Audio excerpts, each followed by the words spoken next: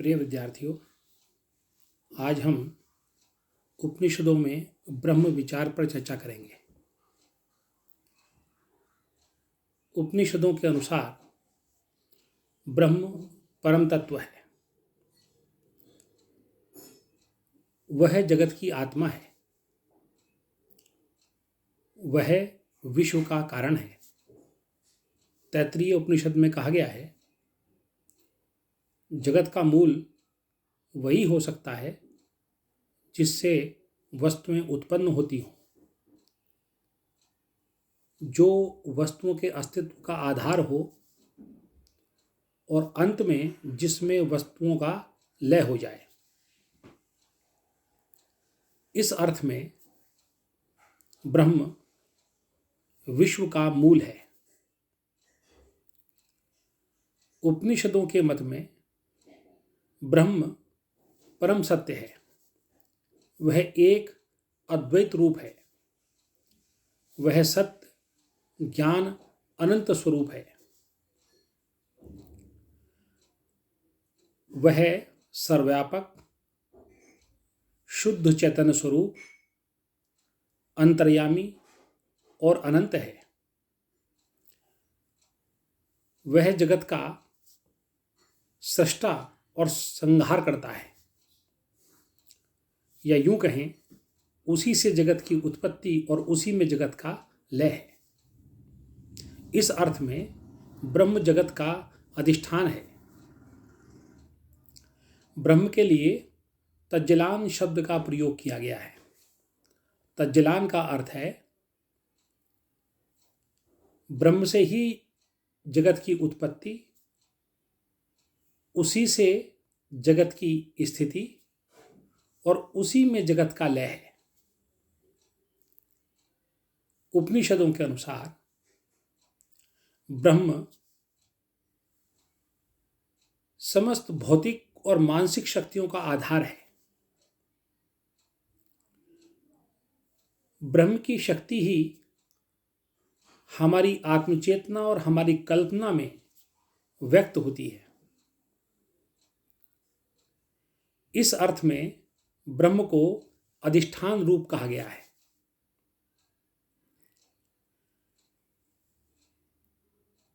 ब्रह्म के दो रूप हैं, एक परब्रह्म, दूसरा अपर ब्रह्म। परब्रह्म निर्गुण, निर्विशेष, निष्प्रपंच, निरंजन, निर्कलुष है। वह अमूर्त है, अद्वैत है। निर्विशेष का मतलब है कि उसे किसी विशेषण से विशेषित नहीं किया जा सकता। निरंजन का मतलब है उसमें कोई विकार नहीं है। निर्गुण, उसमें किसी गुण का आरोपण नहीं हो सकता। इसी अर्थ में ब्रह्म को निर्विशेष, निर्गुण, निष्प्रपंच, निरुपाधि, उसमें कोई उपाधि भी नहीं है, और अद्वैत रूप कहा गया है।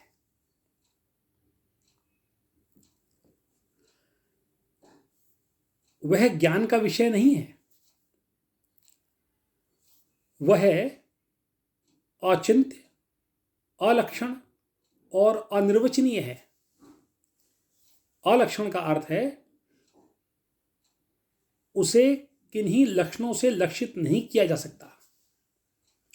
अचिंत्य का अर्थ है वह चिंतन का विषय नहीं है। और अनिर्वचनीय का अर्थ है कि शब्दों के द्वारा, वचनों के द्वारा उसको व्यक्त नहीं किया जा सकता। इस अर्थ में परब्रह्म निर्गुण, निर्विशेष, निष्प्रपंच, निरंजन, निर्कलुष, अमूर्त, अद्वैत रूप।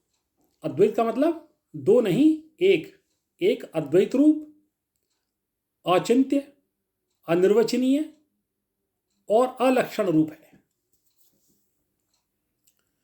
यही वास्तविक ब्रह्म है। ब्रह्म का दूसरा रूप है अपर ब्रह्म।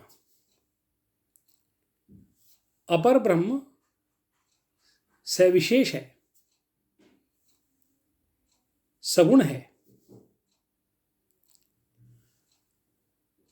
सगुण ब्रह्म को ही ईश्वर कहते हैं। उसमें गुणों का आरोपण किया जा सकता है, उसमें उसको विशेषणों से विशेषित किया जा सकता है, उसकी उपासना संभव है। वह मूर्त है, अमूर्त नहीं है।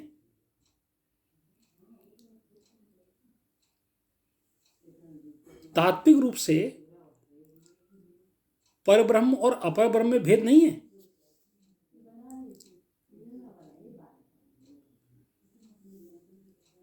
सगुण ब्रह्म प्रमेय है, यानी कि उसे जाना जा सकता है, वह ज्ञान का विषय बनाया जा सकता है। अतः सगुण ब्रह्म को मन और बुद्धि से जाना जा सकता है।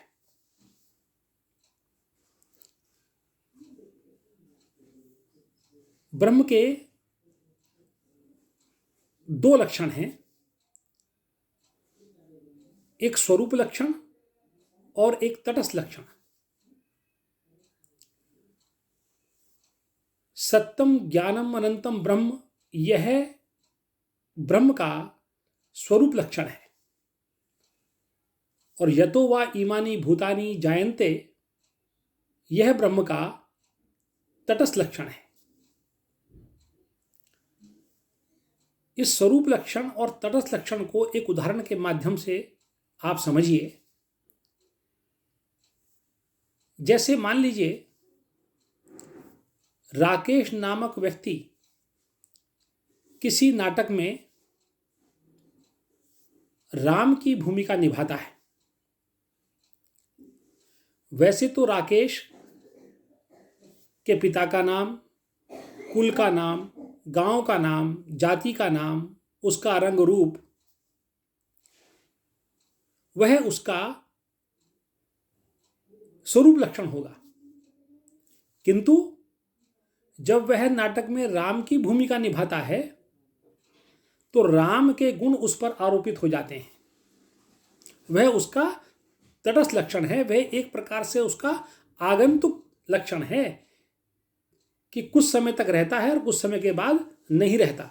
उसी प्रकार जब ब्रह्म से जगत की उत्पत्ति होती है और जगत की स्थिति उसी के कारण है और जगत में ही उसका, ब्रह्म में ही जगत का लय होता है, जब यह गुण ब्रह्म में घटित होते हैं तो यह उसका तटस्थ लक्षण है। लेकिन अपने स्वरूप में वह सत्य, ज्ञान और अनंत है। वह उसका वास्तविक स्वरूप है, शुद्ध चेतन स्वरूप सत्ता, अनिर्वचनीय, निर्गुण।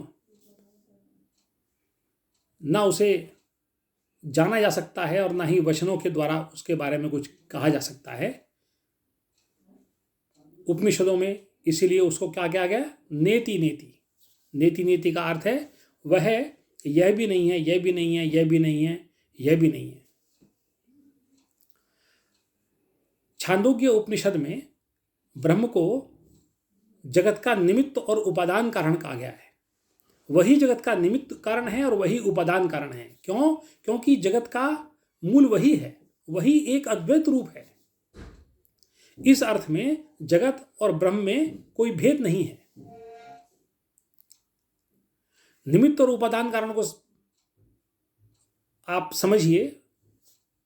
जैसे कुम्हार घड़े को बनाता है तो कुम्हार घड़े का निमित्त कारण है और मिट्टी जिस सामग्री से घड़ा बनता है वह घड़े का उपादान कारण है। लेकिन एकमात्र वास्तविक सत्ता तो ब्रह्म की है। अतः ब्रह्म ही जगत का निमित्त और उपादान कारण है। जगत ब्रह्म से ही निकलता है और ब्रह्म में ही लीन हो जाता है। इस बात की सिद्धि मुंडकोपनिषद करता हुआ कहता है कि जिस प्रकार से मकड़ी अपने अंदर से जाला बुनती है और जाले को अपने अंदर ही समेट लेती है, इस अर्थ में संपूर्ण जगत का अधिष्ठान ब्रह्म है। धन्यवाद।